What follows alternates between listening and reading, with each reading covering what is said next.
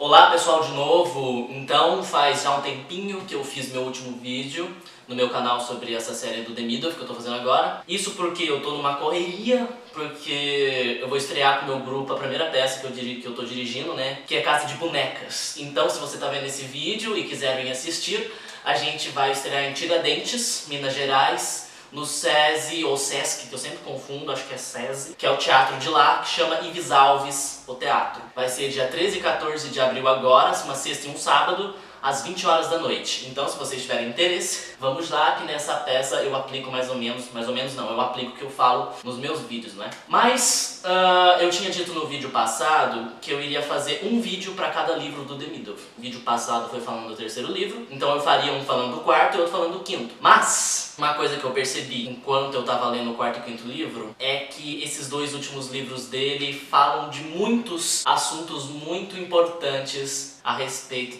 do método dele. Então eu decidi, na verdade, fazer um vídeo para mais ou menos cada um desses assuntos, e não do livro inteiro. Porque ao contrário do terceiro livro, que é mais uma introdução ao método dele, então deu para eu explicar mais ou menos no vídeo anterior, o quarto e o quinto é um aprofundamento do método dele. Nesse vídeo eu vou falar especificamente sobre um termo que o The Middle utiliza, e que na verdade é um dos principais princípios do método dele, que sem esse princípio o seu personagem ele não desenvolve, ele não nasce, que é o que ele vai chamar de embrião do personagem. E o que é um embrião do personagem? O The Middle ele vai ter um capítulo no quarto livro dele para falar só desse embrião, que ele vai falar que o embrião do personagem, na verdade o embrião em geral, ele não acontece só para os atores, não é? Em relação ao personagem, mas para todos os tipos de artista. O poeta ele tem um embrião do trabalho dele, o músico tem um embrião do trabalho dele, o diretor tem um embrião do trabalho dele, enfim, todos os artistas. E o que é esse embrião? Digamos que é a essência do que irá ser o produto final, digamos. Não gosto dessa palavra produto final porque eu acredito que o negócio está sempre crescendo e nunca está parado, mas enfim. E ele vai dizer que você como artista, ou você como ator aqui no caso, você tem que ter muito cuidado com esse embrião. Ele vai até fazer uma analogia que se você começar a fuçar muito nesse embrião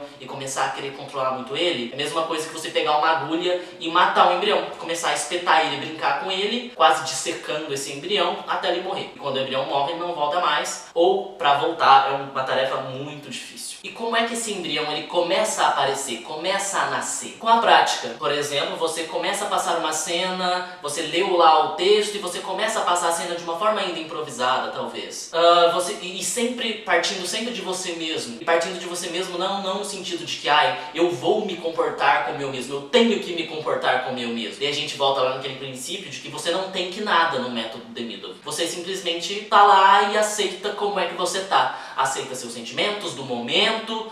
Eu não vou ficar feliz porque o personagem tá feliz, então eu continuo do jeito que eu tô. E isso se equilibra sozinho ao decorrer da cena. Eu aceito, eu me entrego aos meus movimentos involuntários. Se a minha mão quer fazer assim, eu deixo ela fazer assim. Eu não fico pensando, na cena não cabe isso, não. Eu faço se a minha mão quiser fazer.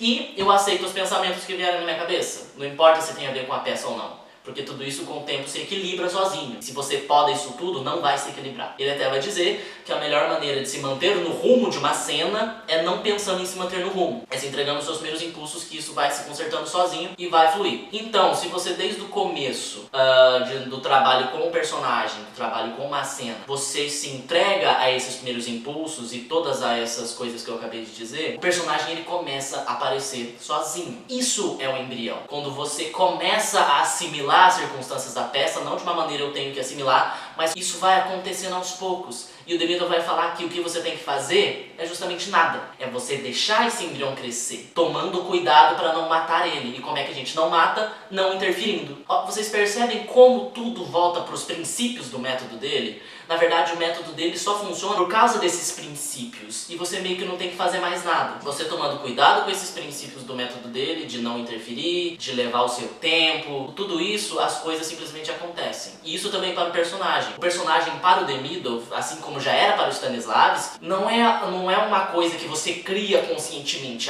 Eu vou fazer esse personagem de Casa de Bonecas, eu vou fazer a Cristina do Casa de Bonecas, então eu penso em como a Cristina é assim, a Cristina é assado, eu crio a Cristina na minha cabeça e depois copio essa Cristina do palco. Não acontece isso, da mesma forma que não acontecia com Stanislavski, porque isso vai te levar a imitar uma pessoa que você criou e não viver ela. Tem gente sim que consegue fazer isso. Daí a pessoa vai falar, ai, mas o Diogo nunca vai deixar de ser ele se ele fizer a Cristina desse jeito. Daí a gente já teria que entrar numa coisa mais complexa, que o Demidov vai chamar de freios. Que ele vai falar que uma pessoa na vida dela, ela se comporta de determinada maneira porque ela desenvolveu alguns freios. Por exemplo, porque o Diogo não sai pelado pra rua? Porque ele sabe que não pode. Isso é um freio. Os freios são sociais. E os freios para o personagem seriam as circunstâncias. Ai, mas daí se eu entrar na cena como eu mesmo, eu já vou ter todos esses freios que eu tenho na vida e eu vou continuar sendo eu mesmo. Daí que entra os princípios dele, principalmente o de se entregar aos primeiros impulsos. Ele vai falar que o ator tem que desenvolver esse hábito de se entregar aos primeiros impulsos. Isso pra cena.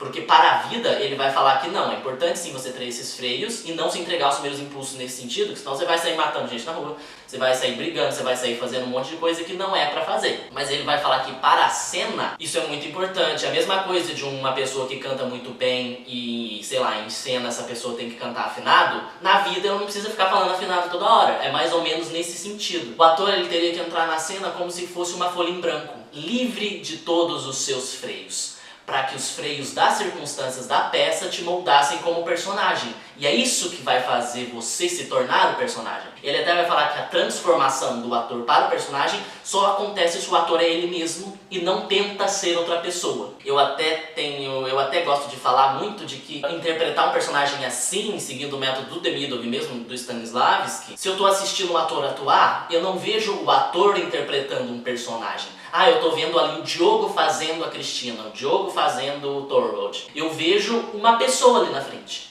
Eu não vejo um ator interpretando, eu vejo uma pessoa. E essa que é a diferença. Essa é a diferença entre vivenciar e representar. A básica diferença entre essas duas escolas de atuação. Lembrando que não tem nenhuma melhor que a outra, só são estilos diferentes. Eu pesquiso a vivência e o Demidov e o Stanislavski viveram pesquisando isso. E o ator livre desses freios, que no caso nenhum ator, assim, se você tá começando, se você nunca atuou, tal, tem gente que tem facilidade. Mas é um treino, por isso que existem aqueles exercícios dos etudes, que eu falei no meu último vídeo, que são o principal exercício do Demidov para tirar do ator esses freios e cultivar nele essa liberdade e espontaneidade que 99% da gente aprende que a gente não pode ter. A gente não pode fazer isso, a gente não pode fazer aquilo. E o Demidov vai falar, isso é loucura, você vai matar o seu ator fazendo isso. Você tem que desenvolver nele a liberdade. E o ator entrando em cena como uma folha em branco, ele se deixa afetar pelas circunstâncias. Isso é importante, ele se deixa afetar. Ele não faz as circunstâncias afetarem ele de uma maneira ativa. O ator é passivo nesse sentido. Ele deixa as circunstâncias afetarem ele e isso acontece também. Não é uma coisa, não, eu vou deixar as circunstâncias me afetar. Acontece se o ator ele se entregar aos primeiros impulsos dele. E essas circunstâncias vão acabar se tornando os novos freios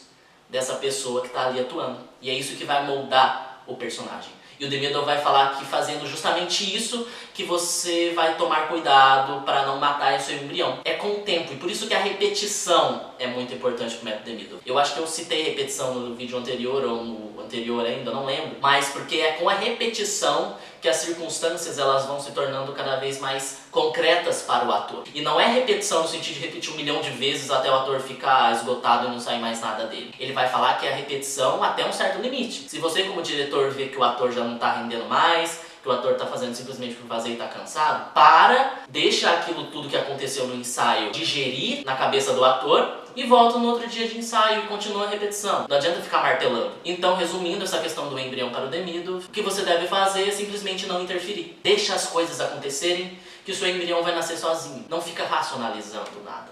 Deixa acontecer. É muito legal, às vezes, você ter uma discussãozinha, né, aqui e lá, sobre, ela o personagem, não sei o que, mas isso de uma maneira muito sutil, nada muito analítico e racional. Não é até mesmo acabei de passar uma cena, vou repetir. Antes de você repetir, é legal você dar então, como é que você sentiu, né? Simplesmente sensações, nada muito é isso, é aquilo, deixa acontecer. Porque o Demidov até vai falar que se você começa a racionalizar muito nesse sentido de discutir o personagem, você também vai matar o seu embrião, porque tudo vai acabar se tornando muito racional e as circunstâncias do seu personagem que deveriam para você ser tangíveis, se tornar tangíveis e concretas, você vai acabar afastando elas ainda mais. Mas é isso que eu queria falar pra vocês, espero que vocês tenham gostado e até meu próximo vídeo dessa série que eu tô fazendo agora sobre o Nikolai The Middle. Agora já passando a estreia do Casa de Bonecas, que lembrando vai ser dia 13 e 14 de abril agora, em Tiradentes, no Teatro Ives Alves, às 8 horas da noite. Acho que eu vou ficar mais tranquilo e vai dar tempo de eu fazer mais vídeos. Mas é isso que eu queria falar pra vocês, até meu próximo vídeo aqui no meu canal.